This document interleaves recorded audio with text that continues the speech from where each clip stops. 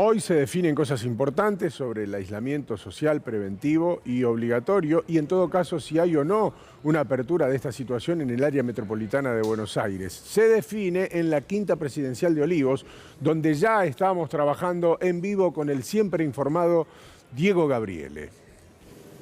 Buen día, Guille. Día importante porque habrá una nueva etapa del distanciamiento. Ya no podríamos hablar de cuarentena porque la cuarentena estricta ha quedado atrás. Lo cierto es que habrá cambios, pero mínimos, por lo menos en lo que sucede en la ciudad de Buenos Aires. Perdón que lo interrumpa, Gabriele. Es más, los psiquiatras y psicólogos que empezaron a formar parte de los asesores del gobierno sugieren no utilizar más el término cuarentena.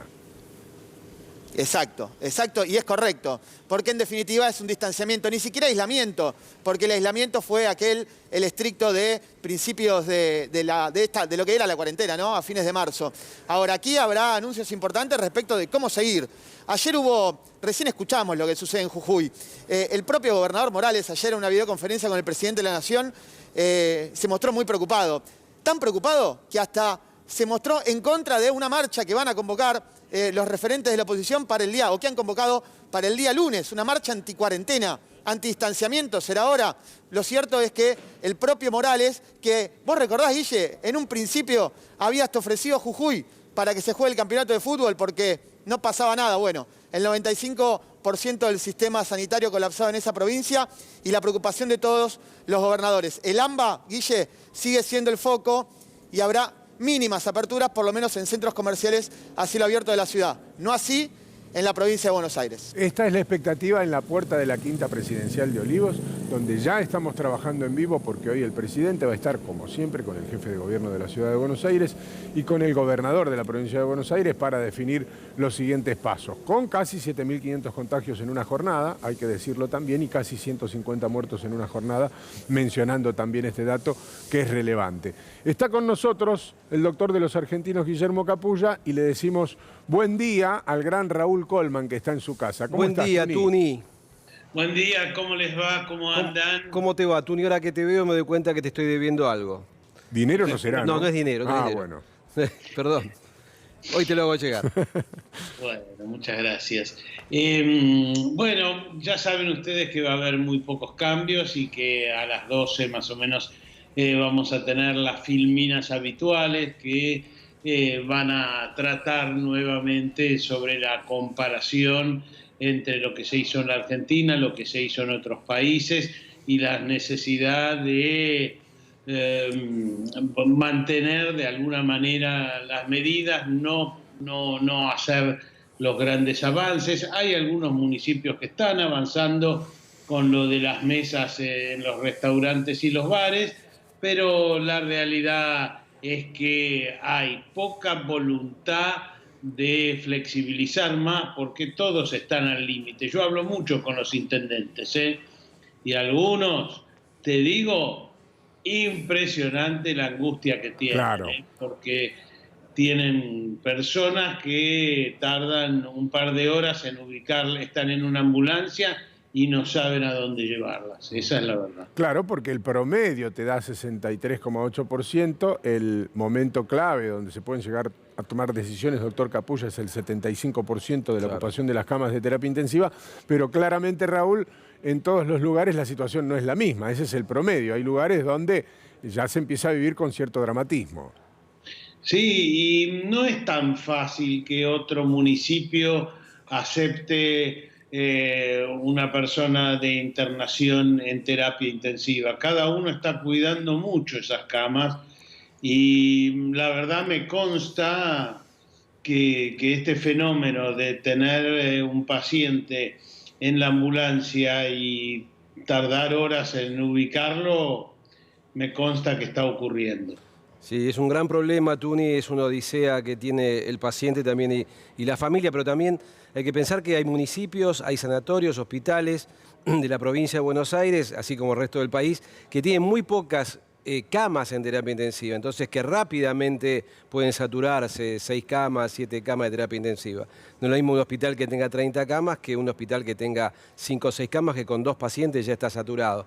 Te quiero hacer una pregunta, Tuni, y si me permitís también, Willy. ¿Cómo no? Con respecto a esto que decías de que ciertos municipios flexibilizan ciertas condiciones, como por ejemplo la apertura en veredas de bares. ¿Esto es una decisión que puede tomar per se un municipio o tiene que ser consultado al gobierno de la provincia? Takeaway Plus lo llaman. Takeaway Plus. En San Isidro puntualmente se está haciendo, ahora por ejemplo. ¿Y eso está permitido, Tuni, desde el punto...? En verdad no está. En verdad no está permitido, pero lo que sucede es que hay tanta presión también, Guillermo, que algunos aceptan hacer malabarismos como este que acaba de contar Guillermo, el Takeaway Plus. Pero hay varios que están muy presionados con el tema del deporte, con el tema... Desde ya los comercios, te digo, están todos abiertos. Esa es la situación en la provincia de Buenos Aires, digo, donde están más restrictivos. Aquí en la ciudad, el lunes posiblemente se termina de completar la autorización para que abran todos los comercios. Digamos, esto va a ser una de las pequeñas variaciones que va a haber. Se va a abrir en 11 y se va a abrir en Flores, o sea que va a terminar en el 100% del comercio con los protocolos, ¿no?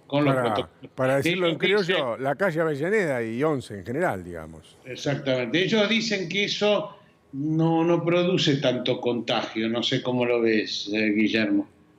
La verdad es que no creo que tampoco sea tan masiva la afluencia de público a comprar mercadería a la calle Avellaneda o al 11. Son lugares abiertos y no veo tampoco algo tan impactante desde el punto de vista de contagio. Otra cosa que te quería preguntar, Tuni, con respecto a la apertura de ciertas actividades, lo decías recién vos, que tiene que ver con, se hace que el grupo es así de reducido, de pequeño, de gente que pueda jugar al golf o gente que pueda jugar al tenis. ¿Esto se va a abrir? ¿Está pensada la apertura para ahora esto? Y en verdad todos están convencidos de que eso no contagia, digamos, y no te suma gente al transporte público, que es una de las preocupaciones siempre. Pero el problema es que transmite la idea de que esto ya pasó, de que no es tan grave. Y entonces ahí está, digamos, el límite fino en los que unos opinan una cosa y otros opinan otra. En principio da la impresión que en la ciudad de Buenos Aires esto se va a habilitar, aunque no sé si el lunes mismo, pero durante la semana que viene me da la impresión que se va a habilitar, y te aseguro que hay municipios del Gran Buenos Aires donde eso ya está habilitado, casi te diría blue. Es decir, sí, de hecho. De hecho, de facto. Acertadamente vos hablabas del cansancio de la gente, no desde ahora, sino desde hace un tiempo ya. Ahora, entre los asesores del gobierno, decíamos antes, hay psiquiatras, hay psicólogos que opinan en ese mismo sentido, que piden cierto cuidado con el uso de algunas palabras para que la gente tenga cierta expectativa, que es indispensable. Y también, Raúl, también lo mencionabas vos recién, que no quede la sensación tampoco de libertad total. No porque la gente no la necesite, sino para que no se descuide. Y doctor también puede hablar de esto al respecto, porque uno puede ir abriendo y esto genera inmediatamente la sensación de que todo pasó, el mundo volvió a la normalidad, pero con barbijo, digamos. Esa es la sensación que uno tiene. Sí, sobre todo con la noticia de que va a estar la vacuna prontamente, la gente es como que se siente más liberada, y esto no es así. No sé, Guillermo, nosotros tocamos anteayer un máximo de 240 fallecidos en un día, hemos vuelto a bajar un poco, no sé si esto es un efecto estadístico o puede indicar que llegamos ahí a una cima, aunque yo sé que falta todavía mirarlo retrospectivamente. No sé si te da la impresión que si existen parámetros médicos o existe algo que esté indicando algún tipo de evolución. Mira, Tuni, yo hablaba con la gente del sector privado en el día de ayer, básicamente con empresas que pertenecen a la Unión Argentina de Salud, y me decía que de alguna manera el sector privado en Ciudad de Buenos Aires y Gran Buenos Aires está un poquito descomprimido en cuanto al uso de cama de terapia intensiva con respecto a las 2 semanas anteriores, lo cual esto es bueno. Se mantiene estable dentro de los números altos, ¿eh? Pensemos que estamos hablando de más de 7.000 infectados diarios, que seguramente son muchos más, que no están testeados, obviamente, como sabemos todos. Pero el número de fallecidos tiene que ver también con la forma de recuento, según dicen las personas que manejan las estadísticas, que el recuento no es de manera homogénea, sino que se puede ir acumulando en el fin de semana, lunes y martes más. Bueno, algunos lo asocian a temas políticos, pero yo no creo en eso.